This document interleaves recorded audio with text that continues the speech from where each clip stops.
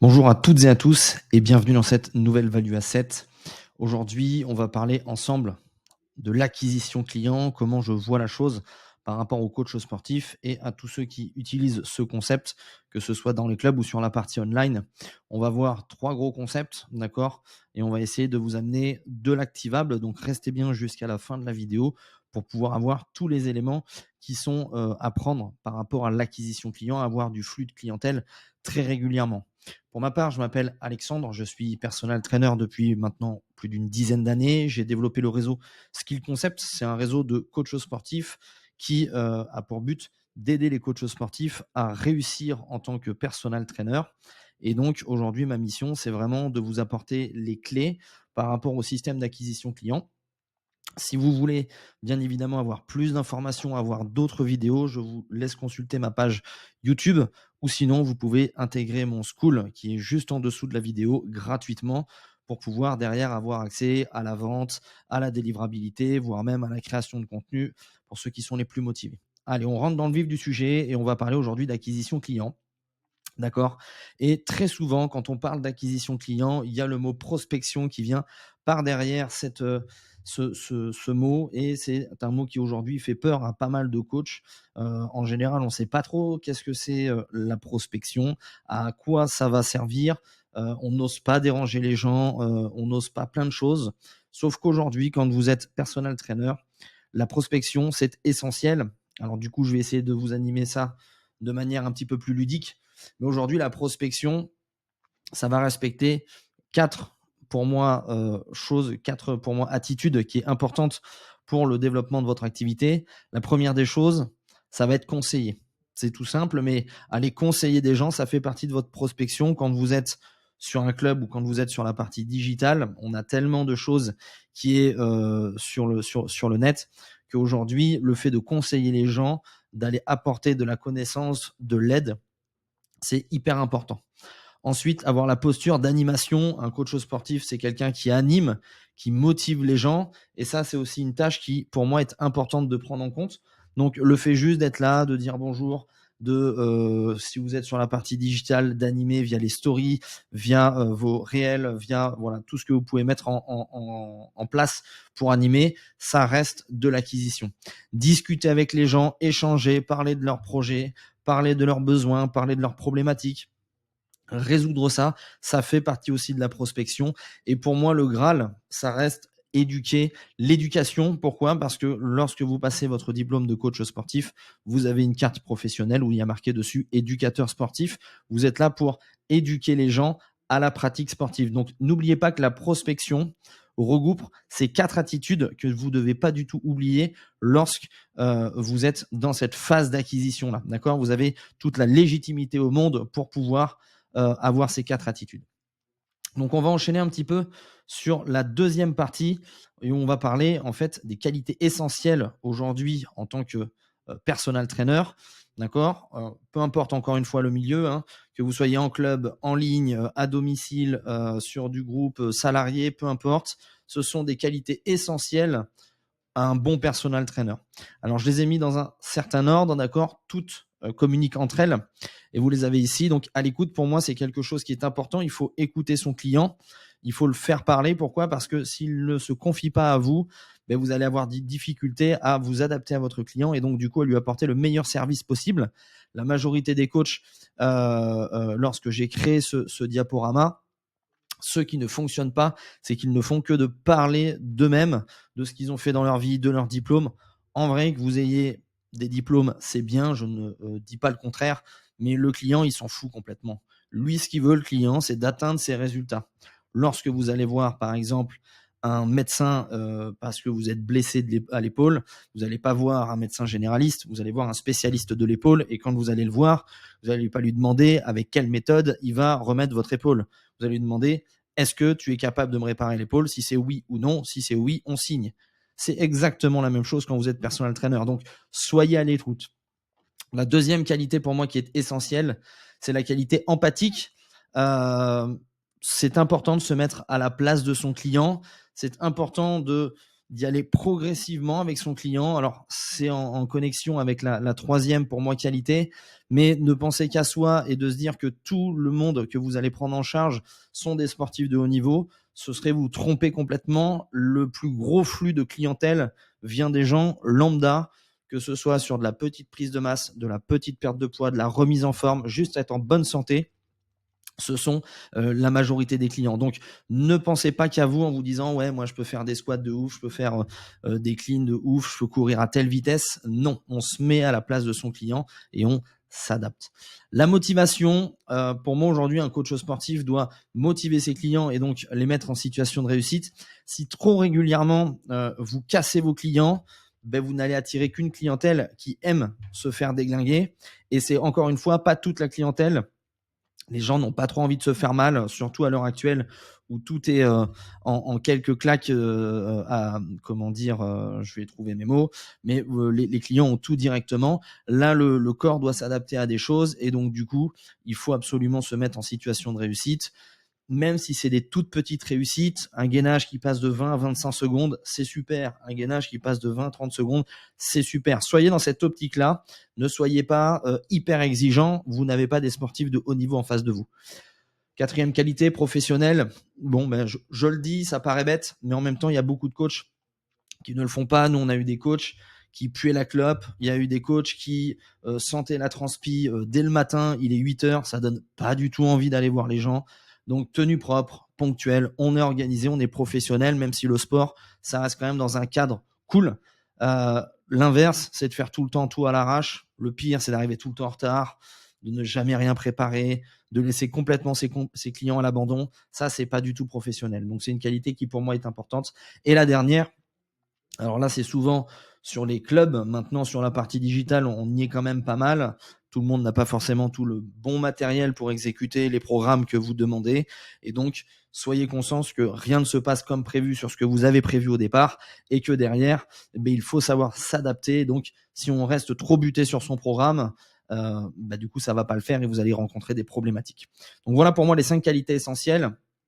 Je repose bien évidemment bien le cadre avant de vous dévoiler exactement le système d'acquisition que je vous propose aujourd'hui, qu'on utilise nous dans le développement de tous nos coachs sportifs.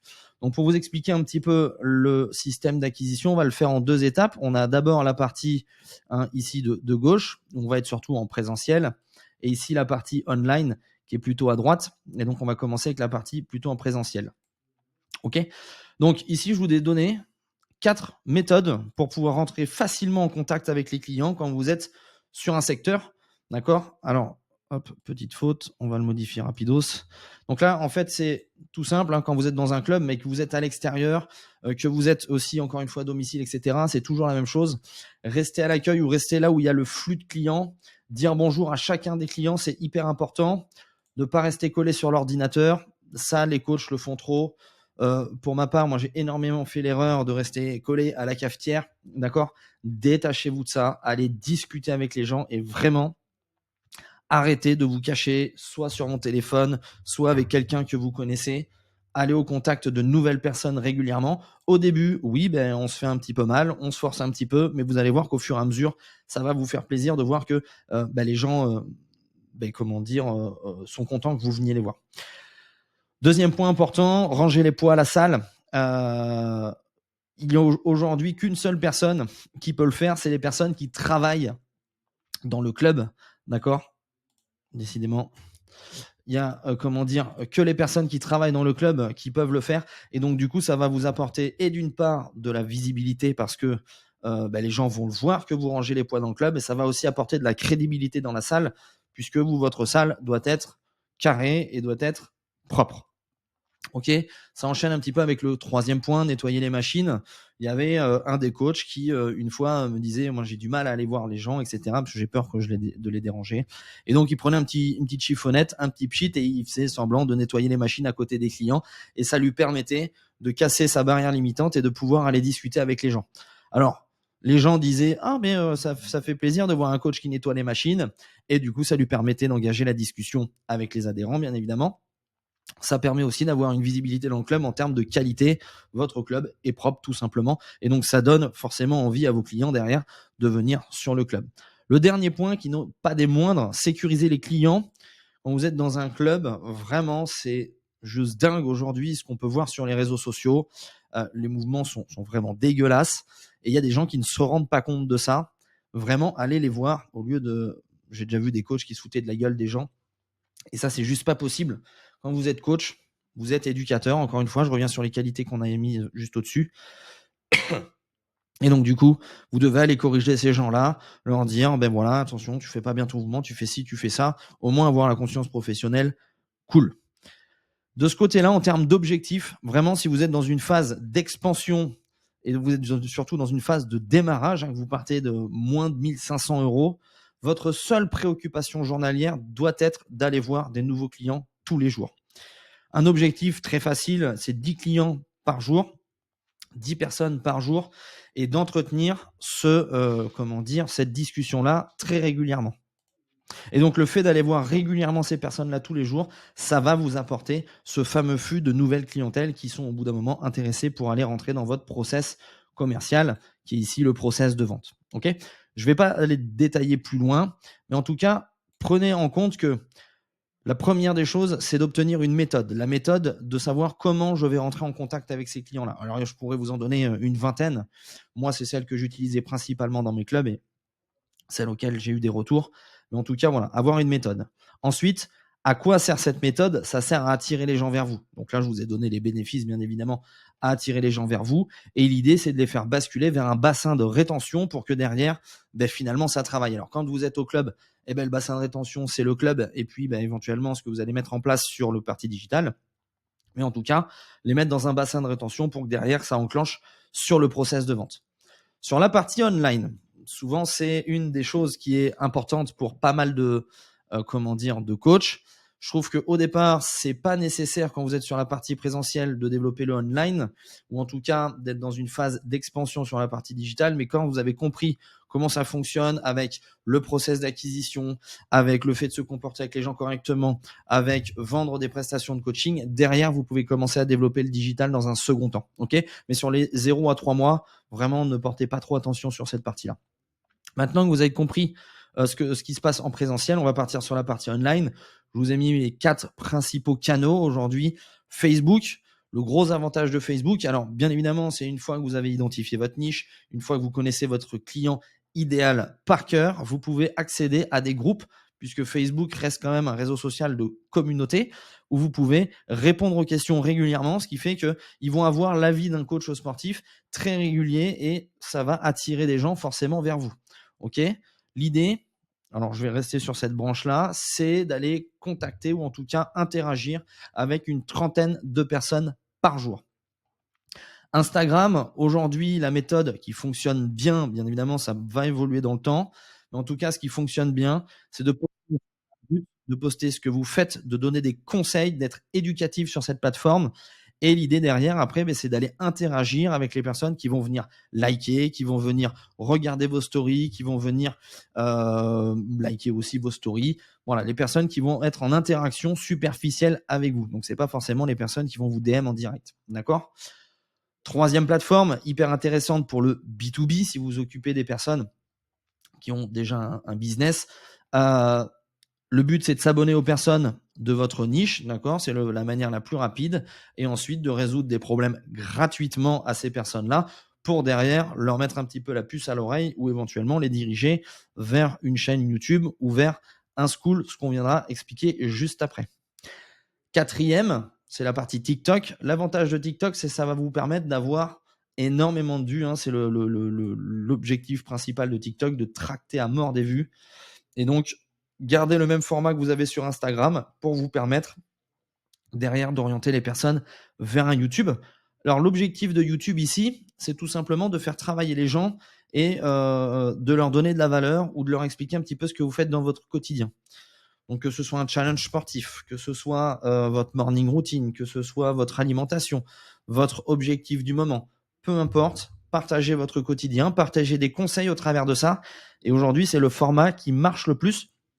Ça va vous permettre, si un client arrive sur votre YouTube, qui regarde une autre vidéo, puis une autre vidéo, puis une autre vidéo, et donc du coup, va forcément commencer à entretenir une relation avec vous-même. D'accord ? L'idée, c'est que YouTube, on vienne tout simplement réchauffer la personne pour qu'elle vous connaisse un petit peu plus que tiens, salut, je m'appelle Alex et je suis coach sportif. Ça, ok, c'est passé. Mais maintenant, l'idée, c'est vraiment que les gens viennent vers vous et donc se réchauffent avec votre chaîne YouTube tout simplement, qui se convainc eux-mêmes que c'est la bonne solution. L'idée derrière, c'est de les faire passer sur une plateforme School. Alors, ça fait plusieurs vidéos que j'en parle. Aujourd'hui, pour moi, School est un élément game changer puisque vous allez pouvoir créer des abonnements vis-à-vis de ça ou même laisser des accès gratuits à votre plateforme. L'objectif, c'est qu'une fois qu'ils passent dessus, ils puissent avoir éventuellement un leads magnet comme un programme, un e-book, tout ce que vous voulez, en tout cas une formation qui vient de vous, en tout cas de la valeur, et que derrière, en sortant de ce School, ils puissent arriver sur votre process de vente. L'idée, c'est vraiment d'accumuler du monde sur un School pour pouvoir derrière avoir ce fameux process de vente. Donc, en faisant ces choses tous les jours, que ce soit à gauche puis à droite, ça va vous permettre d'avoir un petit peu plus de monde dans votre pipe de vente. D'accord? Une fois que vous faites votre process de vente, il y a deux choses qui se passent. Soit votre client, il est qualifié, donc du coup, vous le signez et c'est un nouveau client chez vous. Soit la personne n'est pas assez qualifiée. À ce moment-là, on la renvoie vers la school et on la fait réchauffer en lui donnant de la valeur gratuitement. Voilà un petit peu pour le process d'acquisition. Sachez que si vous souhaitez avoir un avis personnalisé sur votre process d'acquisition, j'offre toujours des appels de consulting offerts, d'accord? Mon objectif, c'est vraiment de vous apporter de la valeur. Si je vois que je peux vous aider, je vous ferai la proposition juste après. Mais mon objectif principal aujourd'hui, c'est de vous débloquer et de vous faire gagner rapidement de l'argent et en tout cas de vous donner la visibilité pour ça. Encore une fois, je laisse mon school ouvert. Donc, si vous souhaitez accéder à mes formations gratuitement, vous avez juste à cliquer dans le lien en dessous de la description. Et moi, je vous dis à très vite maintenant pour une prochaine Value Asset. Ciao, ciao.